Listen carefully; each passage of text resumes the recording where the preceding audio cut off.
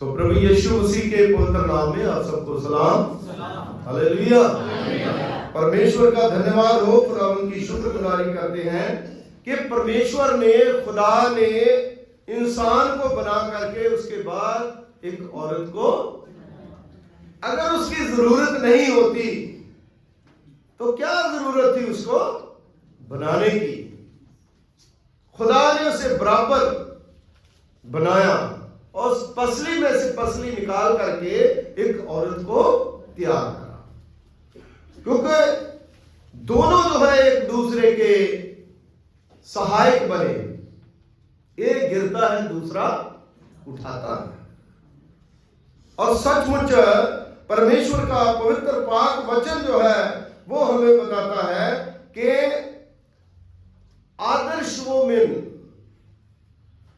जो बाइबल में जो अच्छे करैक्टर हैं, जो अच्छा उन्होंने खुदा के साथ अपना रिश्ता रखा, जिन्होंने अपने घर में, परिवार में अपने बच्चों को खुदा के साथ जोड़ करके रखा, जिन्होंने अपने सास ससुर की सेवा करी, जिन्होंने अपने माँ बाप का ध्यान रखा, उनकी बहुत सी जो वचन में जो पाई जाती चीजें हैं उसके बारे में आज हम लोग जो है वो देखेंगे। क्योंकि अक्सर पाया जाता है कि वर्तमान में बहुत सी गड़बड़ियां हैं। तो क्या ऐसा बाइबल में लिखा गया है कि जो औरत है उसको खुदा ने कोमल बनाया, उसका हृदय जो है बड़ा कोमल है और उसको बड़ी ताकत और बड़ी शक्ति जो है वो खुदा ने दी। वो हर चीज जो है, वो हर बात जो है अपने ऊपर सह लेती। इसी प्रकार रूत की पुस्तक में उसके पहले बाब में हमने प्रभु के वचन से पढ़ा है, क्योंकि सबसे पहले हमें समझने की जरूरत है कि रूत जो है एक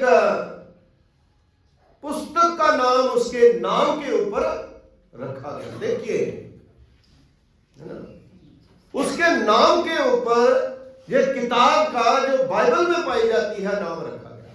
ये रूत उस समय थी जिस समय कोई राजे महाराजों का राज नहीं था। सिर्फ और सिर्फ पंचायती न्याय होते थे और न्यायी होते थे। न्यायी जो है वो न्याय करते थे और खुदा के साथ अपना जीवन जो है लोग व्यतीत करते थे। मेरे दीदों, रूत जो है उसको क्यों इतनी बाइबल में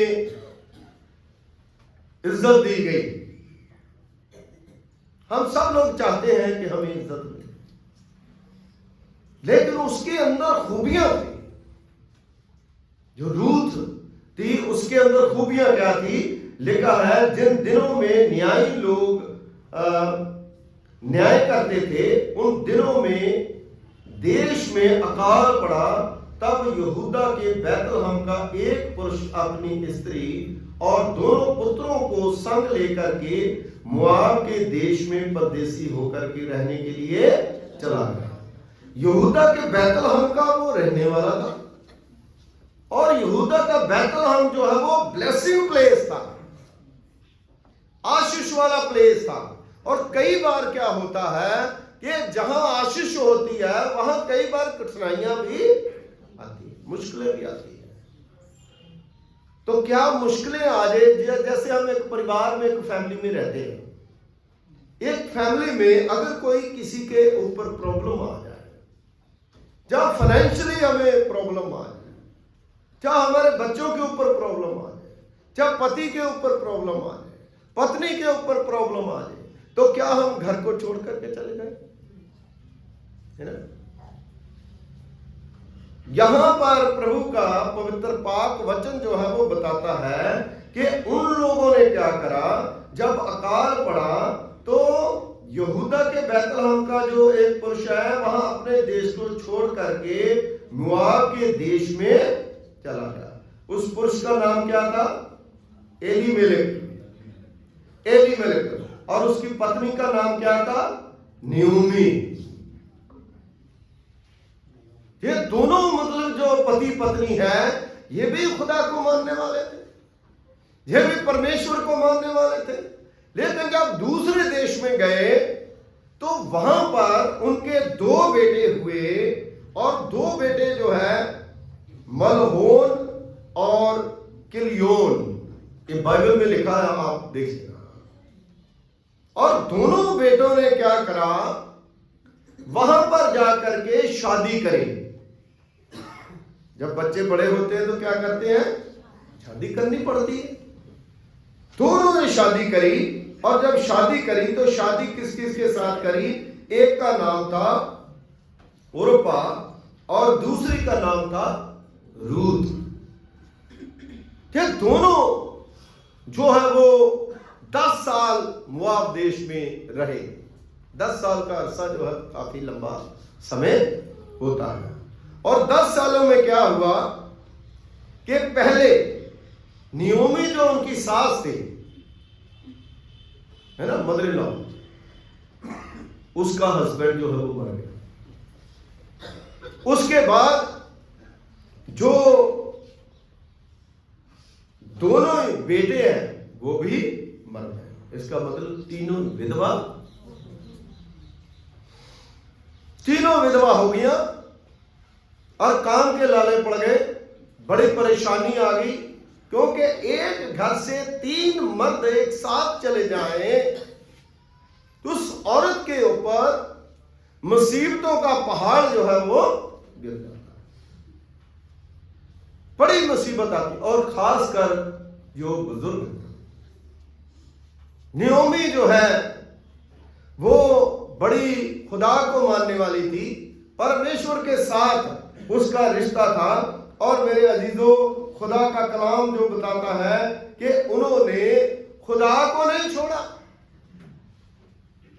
मौत जो है उन्हें खुदा के प्यार से अलग नहीं कर पाई। आज बहनें जो है वो ऐसी होनी चाहिए, मुसीबत कितनी भी आए हम खुदा को कभी भी छोड़ना नहीं चाहिए। दूसरी तरफ हम एक और चीज देखते हैं, क्या अयूब जो है उसके ऊपर बड़ी मुसीबतें आई, उनके घर में भी इतनी मौतें हुई, लेकिन उसकी जो पत्नी है वो अपने विश्वास से डगमगा गई। लेकिन अयूब जो है उसने उसको समझाया, है ना। यही होती है एक अच्छी सोच। अगर एक गिर रहा है, वो विश्वास से दूर चला जा रहा है, तो दूसरे को उसे समझाना चाहिए। इसका मतलब है कि जब ये तीनों बेचारी औरतें रह गई, और औरतों का एक अकेले रहना बिना मर्द के आजकल बहुत बड़ी चुनौती है। तो समझ दुख, नयोमी रात दिन रोती होगी, मैं बुढ़ापे में क्या करूंगी, मुझे कौन संभालेगा। ये दोनों जवानी में विधवा हो गई, तो बड़ी एक मुसीबत जो है वो आ गई, बड़ी परेशानी जो है आ गई। लेकिन उनके अंदर खूबियां हम देखते हैं कि इतनी परेशानी में भी, इतनी दिक्कतों में भी अपने यहोवा परमेश्वर के आगे दुआ करती है, प्रार्थना करती है, हे प्रभु मुझे दुनियावी जिम्मेदारियां जो है उसके ऊपर पूरी। वो दोनों बहुएं नयोमी की जो है अपनी सास की बहुत सेवा करती थी। सो मेरे अजीजों, वचन जो है वो बताता है कि लगातार समय बीतता गया, और 10 साल के बाद जो नयोमी है उनकी सास, उसने ये फैसला कराया। हर कोई फैसला करता है। उन्होंने फैसला करा, जैसे आज के जमाने में अगर बच्चे हमारे बाहर चले जाते हैं, हमारे पास कोई नहीं है, तो आखिरकार हम फैसला करते हैं हमें अपनी बेटियों के पास जाना चाहिए, हमें अपने बेटे के पास जाना चाहिए, हमें अपने रिश्तेदारों के पास जाना चाहिए, क्योंकि नियोमी जो है उसका वाकई खानदान जो था वो वही था। तो उसने कहा मैं अपने ही उन लोगों के साथ जाऊं। तो नियोमी जो है बड़ी समझदार थी, तो अपनी बहू को भी कोई अपनी बात थोपना नहीं चाहती थी। और उसने कहा कि आपको तो बड़ी छूट है, आप अपने मायके जा सकती हो, आप अपने माता पिता के पास जो है वो जा सकते हो, आप यहां से जो भी आपका मन करता है आप वहां से उधर चले जाओ। उरिप्पा जो है वो चली गई, दो बहुएं थी, एक जो है वो चली गई, लेकिन जो रूत है, रूत ने कहा मैं तुम्हें बुढ़ापे में छोड़ करके, इसीलिए वो आदर्श वो कहा मैं नहीं तुम्हें छोड़ूंगा। रोने लगी, वो बड़ी कोशिश करी कि नहीं तू जा तू जा। तो उसने कहा नहीं, 15वीं आयत में, देख तेरी जेठानी तो अपने लोगों और अपने देवता के पास लौट गई है, इसलिए तू अपनी जेठानी के पीछे लौट जा। लेकिन 16वीं आयत में क्या लिखा है? रूत बोली तू मुझसे ये विनती ना कर कि मुझे त्यागवाद छोड़ करके लौट जा, क्योंकि जिधर तू जाएगी उधर ही मैं जाऊंगी। अपने बुजुर्गों का सत्कार ये क्वालिटी है, ये खूबी है। उसने कहा नहीं, जिधर तू जाएगी उधर मैं जाऊंगी, जिधर तू टिकेगी उधर मैं टिकेगी, तेरे लोग मेरे लोग होंगे और तेरा परमेश्वर मेरा परमेश्वर। Hallelujah hallelujah. क्या आज बहनों के अंदर यह खूबियां हैं? क्या अपने बड़ों को आगे रखे? रूत की पुस्तक में रूत का जिक्र ऐसे नहीं आ गया। वफादारी, आदर, इज्जत, किस तरह से किस कदर उसने अपने बारे नहीं, उसने अपनी पूरी बड़ों के बारे में भी सोचा। आज हम सब लोग अपने अपने बारे में सोचते हैं, लेकिन अपने बड़े बुजुर्गों के बारे में नहीं सोचते। जो लोग बुजुर्गों की सेवा करते हैं, खुदा उन्हें बड़ी बरकत देता है, खुदा उन्हें बड़ी आशीष देता है, क्योंकि वो बोझ नहीं समझा। उसने कहा जहां तू मरेगी वहां मैं भी मरूंगी, और जहां तुझे मिट्टी दी जाएगी, यदि मृत्यु छोड़ और किसी कारण तुझसे अलग हूं तो यहोवा मुझसे वैसा ही वरन उससे भी अधिक करे। देखो कितनी बड़ी कमिटमेंट उसने कर ली। कहती कि मैं मर जाऊं तो मर जाऊं, लेकिन तुम्हें बुजुर्गों छोड़ूंगी। आज बहनें जो है उनको ये देखना चाहिए, क्योंकि कल को हमने भी उस एज में आना है ना।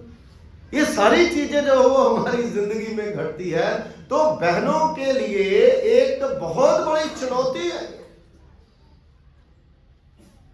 तो हम लोग जो है जब ऐसी चीजें अपनी जिंदगी में लाती हैं, ऐसी चीजें अपनी जिंदगी में लाते हैं, तो खुदा जो है वो हमारी मदद करता है। और वचन में लिखा है तो यहोवा मुझसे वैसा ही वरन उससे भी अधिक करे। तब उसने ये देखा कि वे मेरे संग चलने के लिए बिल्कुल मजबूत और स्थिर है। तब उसने उसको कहा तेरी बात मैं मान लेती हूँ। Hallelujah hallelujah. हम लोग पता क्या कहते हैं? हम लोग कहते हैं नहीं, उसने तो मुझे ऐसा कहा ही नहीं था, उसकी जुबान नहीं है, वो कह देती। बड़े बुजुर्गों को हम कहते हैं, लेकिन उसने कहा नहीं, उसकी भावना जो है उसको उसने खुद ही समझा, है ना। एक बार की बात है, मेरे पिताजी तो प्रभु के पास चले गए हैं, तो वो कई बार फोन करते थे, तो मुझे ऐसा लगा कि इसको पैसे की जरूरत होगी या पैसे चाहिए, तो वो कभी मांगते नहीं, है ना। लेकिन मुझे ऐसा आभास हुआ कि हाँ भाई ठीक है, तो वो गुस्से वाले थे, जरा बोलते थे फोन में जोर से, उन्होंने बोला, मैं कहा जी गलती हो गई हमसे। हाँ जी, क्योंकि वो कभी बताएंगे नहीं हमें अपनी प्रॉब्लम, हमें खुद उनकी समस्या, खुद उनकी प्रॉब्लम जो है बड़ों की समझनी है। रूथ जो है उसने खुद जो है उनके जज्बातों को, उनकी फीलिंग्स को उन्होंने समझा।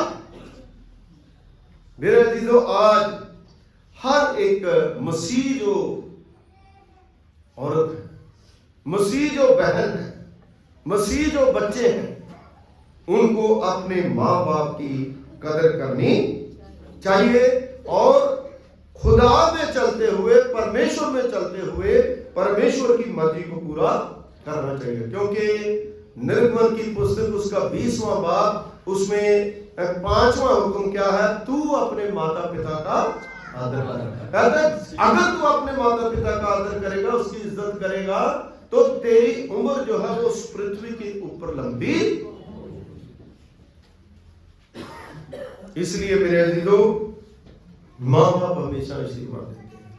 तो क्या हुआ कि जब वो अपने देश में फिर वापस आई, जब अपने देश में वो फिर से वापस आई, तो वहां पर एक उनका दोस्त था, कुमनी था, जो उसके न्योमी जब आई तो लोग जो है बड़े कहने लगे, भाई न्योमी वापस आ गई, न्योमी का ना कोई 10 साल बाद हमारे को आएगा तो हम बड़ा उसका वेलकम करते हैं, उन्हें जिया कहते हैं।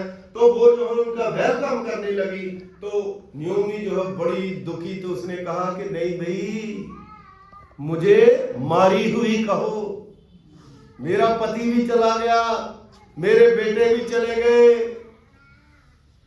एक मेरी बहू वहां रह गई है, अपना दुखड़ा अपने रिश्तेदारों को, अपने बहन भाइयों को बता। क्योंकि उस समय टेलीफोन नहीं थे, उस समय कोई पता नहीं था। इसका मतलब जैसे बाइबल में लिखा है, इसका मतलब 10 साल उनको कोई उनकी खबर नहीं थी। जैसे पाकिस्तान और हिंदुस्तान जब बना था तो बड़े बुजुर्ग जो हो वो चले गए, कोई जब मिलते हैं ना बाघा बॉर्डर पे या उधर जाकर के, तो लोग कहते हैं इतने सालों बाद ये देखिए। तो ऐसे उन्होंने खुशी करी, लेकिन न्योमी ने कहा मैं तो मरी हुई हूं, चूचे हाथ जो है वो, मैं खाली हाथ जो है वो आई है ना। रोने लगी होगी, आहें भरने लगी, लेकिन फिर भी वहां पर जाकर के जब रही, तो उसके बाद खुदा के साथ उसने रिश्ता जो है जोड़ा रखा। और परमेश्वर सर्वशक्तिमान जो है, उसने कहा मुझे बहुत दुख दिया है। न्योमी कहती है इस प्रकार, न्योमी अनी मुआबन बहू रूत के साथ लौटी, जो मुआब देश से आई थी, और जौ कटने के आरंभ के समय बैतलहम में पहुंची। जब जौ जो गेहूं है उसका है ना, वो मतलब काटने का समय था, तो उस समय जब बैठी तो कहते हैं कि भाई कमाने वाला तो कोई नहीं है, अब खाना क्या है ना। पीछे जाकर के वो बेलें जो है वो बटोरने के लिए वो अपनी सास के न्योमी से विनती करती है कि मुझे आज्ञा दो ताकि मैं कुछ काम करूं, और काम करके मैं तेरी दवाई दारू, तेरा देखूं, तेरे कपड़े देखने हैं, तेरा सारा कुछ देखना है, और मैं कोई काम करने के लिए मुझे इजाजत। अपने बड़े बुजुर्गों से पूछ करके वो काम है ना। तो उसने कहा कि बेटा जा, तू जाके काम कर, है ना।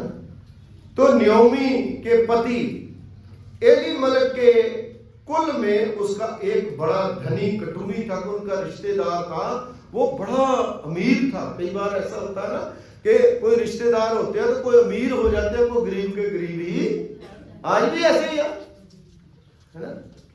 लेकिन वो जो अमीर था उनका, वो उनके खेतों में जब गए तो उनकी दासियां जो है वो पीछे बीन रही थी, तो उसने उनको पूछा अपने दासों को कि ये कौन है? रूथ। वो बड़ी ईमानदार तो बड़ी समझदार थी, किसी भी बात में वो झूठ नहीं बोलती थी। उसे पता चल गया, धीरे धीरे उसे जब पता चल गया तो उसे पता चला कि हाँ भाई ये तो मतलब न्योमी की, ये तो हमारे रिश्तेदार हैं। उसने उसको रोटी खिलाने के लिए कहा, तो जो काटते थे उनको कहा कि इनके लिए कुछ ना कुछ छोड़ दो ताकि ये इकट्ठा कर ले। ऐसे धीरे धीरे करते करते करते करते वो बड़ी खुश हो गई और वो घर में आकर के उसके भोजन आने लगा, उसको सारा कुछ करने लगा। और एक दिन क्या हुआ कि उसका परिणाम ये हुआ, उसकी ईमानदारी और उसकी सारी चीजें जो है वो देख करके क्या हुआ कि उसकी शादी जो है, जिसके पास बहुत खेत खलिहान है, उसी के साथ, और उसके बाद उसके बच्चे भी हुए। हालेलुया। खुदा जो है अंधकार के बीच में ज्योति उत्पन्न। इसलिए मेरी बहनों, आप घबराए ना। जो रूत के अंदर जो गुण थे, जो उसके अंदर क्वालिटी थी, उसको अपने अंदर पैदा करें। और कठिनाई कितनी भी हो, दुख कितना भी हो, उस दुख से खुदा जो है वो हमें बाहर निकालता है। और परमेश्वर जो है वो हमें नौकर से मालिक बना देता। हालेलुया। नौकर से हमें मालिक बना देता है ना। जैसे ये सिस्टर का बेटा पहले कहते थे कुछ नहीं है, उसके बाद इंग्लैंड चला गया, इंग्लैंड से अमेरिका। क्या आप सोचते हैं कि इनके पास कोई मतलब है कि खजाना है?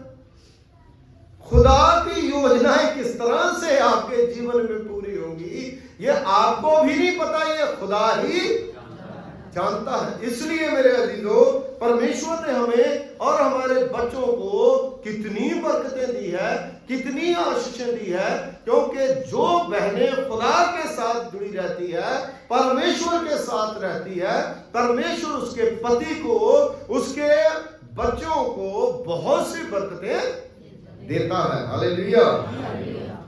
दूसरा वर्ष जो है वो पढ़ा था, दूसरा राजा उसका 8वां बाब, उसमें भी एक बहुत ही इंटरेस्टिंग जो वचन है खुदा के कलाम में वो बताया गया। ध्यान से सुनना।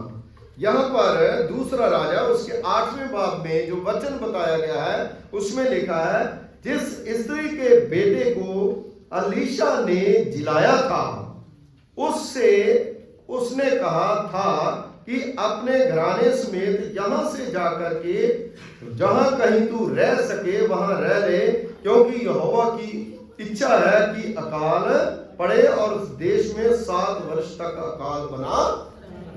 आपको पता है ये अकाल कौन सा अकाल है? मैं रिसर्च कर रहा था, सुबह में देख रहा था, कई बार देखना पड़ता है, करना पड़ता है। ये जब यूसुफ जो है उसको बेच दिया गया तो उसको वहां पर कैद खाने में रखा, तो जो राजा को स्वप्न आया था उस राजा का स्वप्न उसने बताया था, ये वही काल था।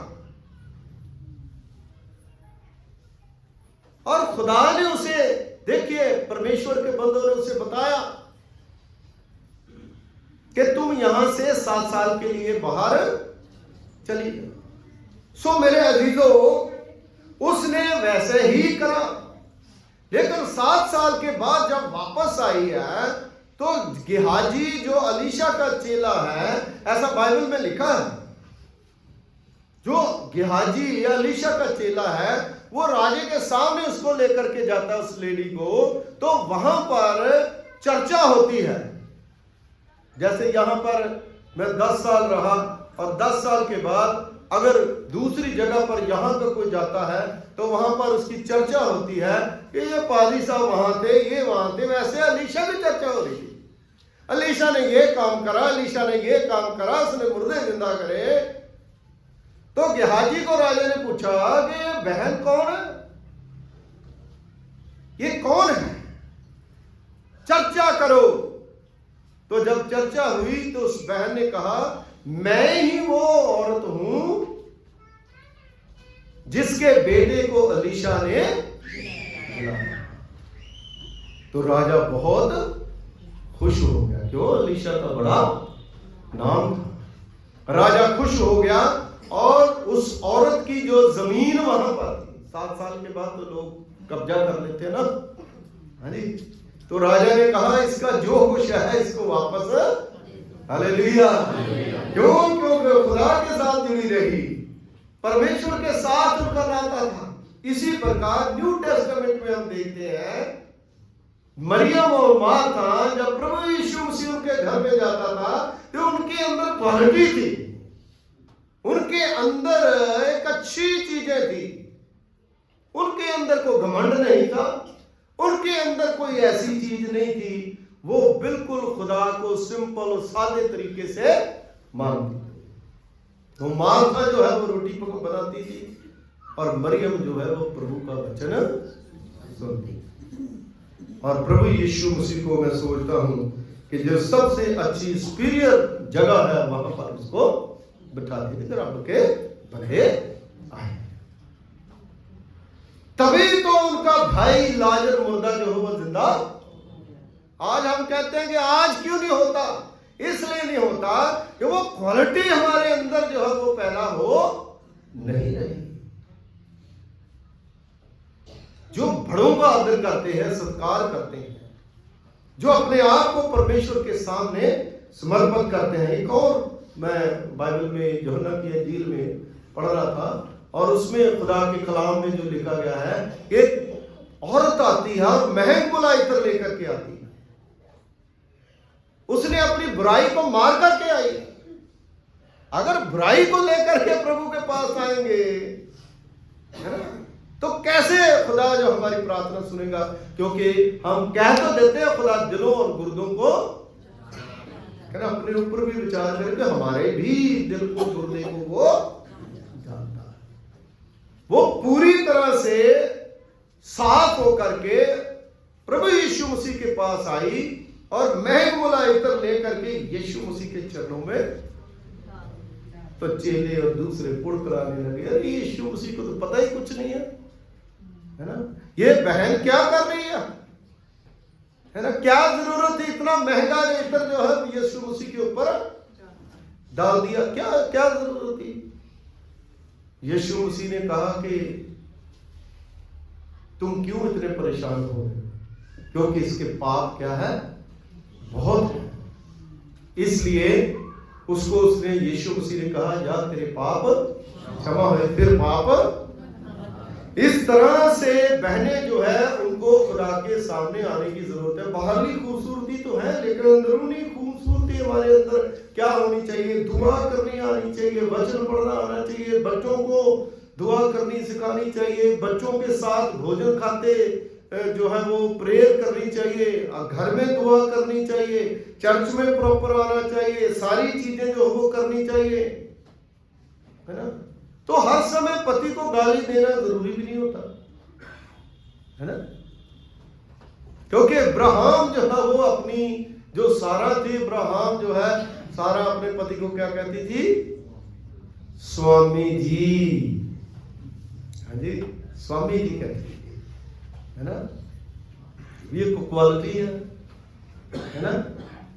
मैंने डीएस जगू मसीह जो है उसकी पत्नी जो है वो यहाँ पर भी रह कर गए थोड़ी देर, तो मैंने बड़ी चीज उसको पता नहीं एक उसका नाम नहीं लेती थी, उसको राजा कहती थी कि जब मतलब बड़ा अच्छा सुंदर शब्द जो है, हमेशा कभी भी वो मतलब अपने पति को उसका नाम जान लेकर के कभी पुकारती। इस प्रकार सारा जो है वो अपने पति को स्वामी कह करके पुकारती थी। तो कई बार बहनें जो है वो कई बार कहती हैं कैसे पुकारती हैं?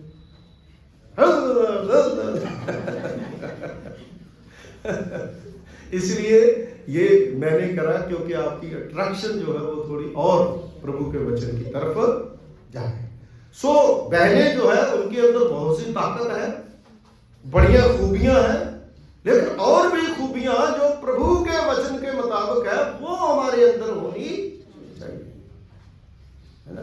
बड़ों की इज्जत करना, पति को सम्मान देना, क्योंकि नीति वचन उसका 30 और 31 अध्याय में अगर हम देखते हैं तो वचन में लिखा है कि अच्छी पत्नी जो है वो किस तरह की, किस तरह से वो घर की तैयारी करती है, किस तरह से जब घर में कोई आ जाता है तो पति के साथ आ जाता है तो उसकी सेवा करती है ताकि उसके पति की इज्जत हो। चर्च में काम करना, प्रभु का काम करना, परमेश्वर में बनी रहना। इसलिए मेरे अजीजों, जब हम खुदा में बने रहेंगे, ऐसा नहीं है कि हमारे पास बहुत सा पैसा है, धन है, दौलत है, नहीं दुआ करेंगे चल जाएगा। ऐसी कोई बाइबल में ऐसी कोई बात नहीं है, क्योंकि पहला शमूएल उसके पहले बाब में हन्ना जो थी वो बहुत अमीर थी। उसका पति एल्काना जो है उसके पास तो इतनी दौलत थी, वो कहते थे कि 7 बेटों के समान मैं तुम्हें मतलब है कि इतना धन दे दूंगा कि तुम्हें किसी चीज की जरूरत। लेकिन उसके बावजूद उसे पता था कि मेरा खुदा जो है वो सबसे महान है। हालेलुया। आज उसके अंदर जो क्वालिटी थी, जो उसके अंदर जो उसकी योजनाएं थी, जो उसकी कमी थी, उस कमी को सबको पूरा करके उसने खुदा के सामने रखा और परमेश्वर ने उसकी आवाज को सुना। आज मेरी बहनें जो है जब दुआ करेंगी, खुदा तुम्हारी दुआ को ज्यादा सुनेगा। क्यों? क्योंकि आपने स्ट्रगल करा, आपने मेहनत करी है, आप लोगों ने खुदा के आगे आंसू बहाए हैं, इसलिए खुदा में आप बने रहे। क्योंकि बहुत से लोग हैं जो लोग काम करते हैं ना, खुदा का काम करते हैं, तो उनकी नजरें जो है उनकी तरफ हो जाती है, जो दुनिया की चुगली जो है उसी के ऊपर ही फोड़ते हैं, है ना। जो लोग काम करते हैं ना, ये ऐसा वो ऐसा, ये गंदा है, वो चंगा है, वो ये है, क्योंकि ऐसे लोग जो है वो कभी खुदा को पसंद।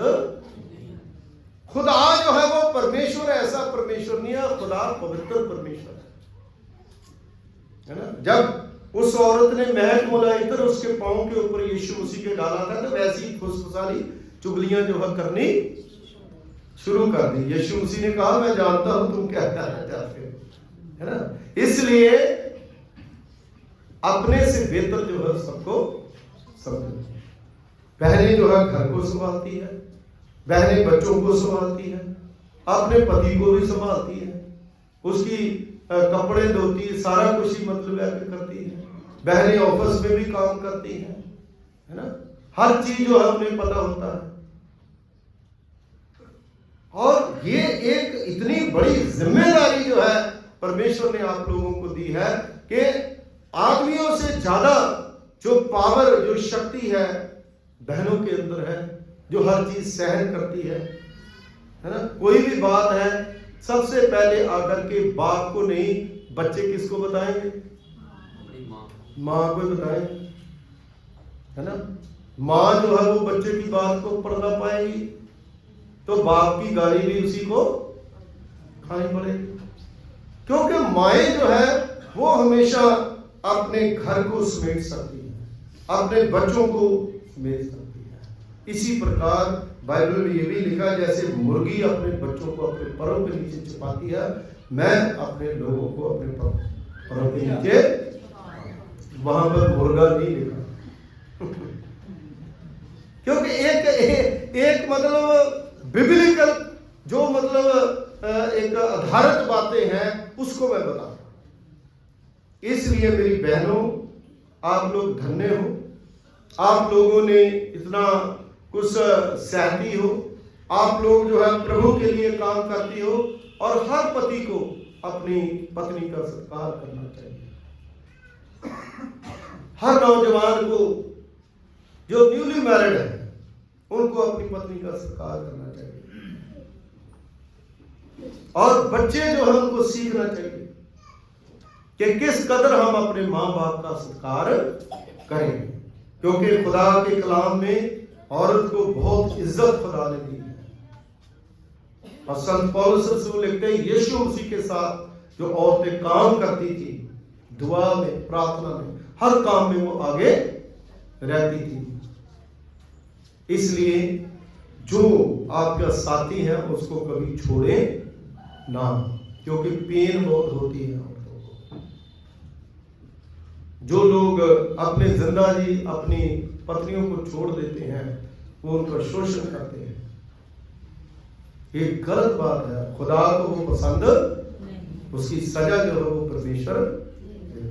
इसलिए हर बात का निवारण है, हर बात को समझदारी से लें। पति पत्नी मिलकर के प्रार्थना करें, क्योंकि वचन में लिखा अगर पति पत्नी जो है मिलकर के प्रार्थना नहीं करेगी तो उसकी प्रार्थना सुनी नहीं। इसलिए मेल मिलाप के साथ, प्यार के साथ, मोहब्बत के साथ बड़ों का सत्कार करें, एक दूसरे को सहलें और मसीह शिक्षा के मुताबिक अपने जीवन को आगे चलाएं और अपने बुजुर्गों को कभी अकेला न छोड़ें। उन्हें फोन जरूर करें, फोन करके पूछें। उन्हें बड़ा वो हो जाता है कि भाई हमें फोन करा है तो बड़ी वो 100 शीशें देती हैं। तो इसलिए मेरे अजीजों, हमने रूथ के बारे में देखा कि किस तरह से उसने स्ट्रगल करा और खुदा ने उसे मालकिन बना दिया। जो अलीशा ने जिस बहन का बच्चा जो है जो मरा हुआ था उसको जिंदा करा, 7 साल खुदा ने उसे संभाला, उसके बाद भी परमेश्वर ने उसे सब कुछ वापस कर दिया।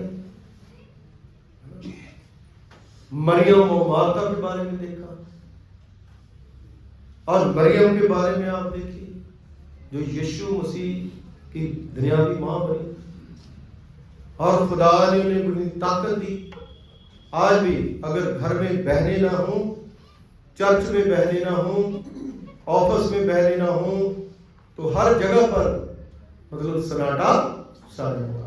आज बड़े बड़े ऑफिसों में बहनों को ज्यादा रखते हैं क्योंकि ज्यादा पढ़ी लिखी होती हैं और कंप्यूटर की नॉलेज रखती हैं, बड़ी बड़ी डॉक्टर हैं और जो एरोप्लेन चला रही हैं, और हर जगह पर जो लड़कियां हैं वो लड़कों से आगे हैं। इसलिए कदर करें, लड़कियों की कदर करें कि हम लोग जो है उन्हीं के तरीकों से, जो बाइबल के तरीके हैं उनमें से हम कुछ चीजों को लें और उसी में हम आगे बढ़ें। दुआ करें।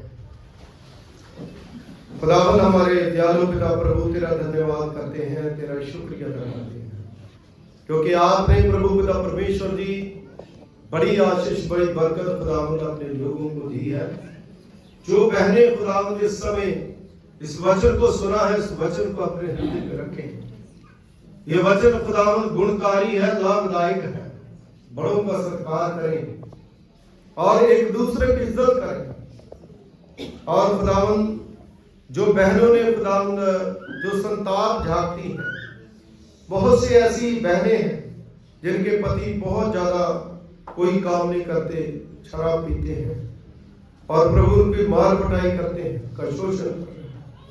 उनके लिए दुआ करते हैं खुदावंद आप उन्हें अकल, धनाई और बुद्धि समझ दें, ताकि प्रभु जी उस चीज को वो समझ सके और अच्छे तरीके से खुदावंद अपने आप को रख सके, प्रभु के साथ जुड़े और परमेश्वर की मर्जी को पूरा करें। दुआ करते हैं खुदावंद अपने चर्च की बहनों के लिए, पूरे डिस्ट्रिक्ट की बहनों के लिए, पूरी कॉन्फ्रेंस की बहनों के लिए, ऑल इंडिया के लिए, और प्रभु पूरी दुनिया में जितने काम करती बहनें हैं खुदावंद आप उनके साथ हो।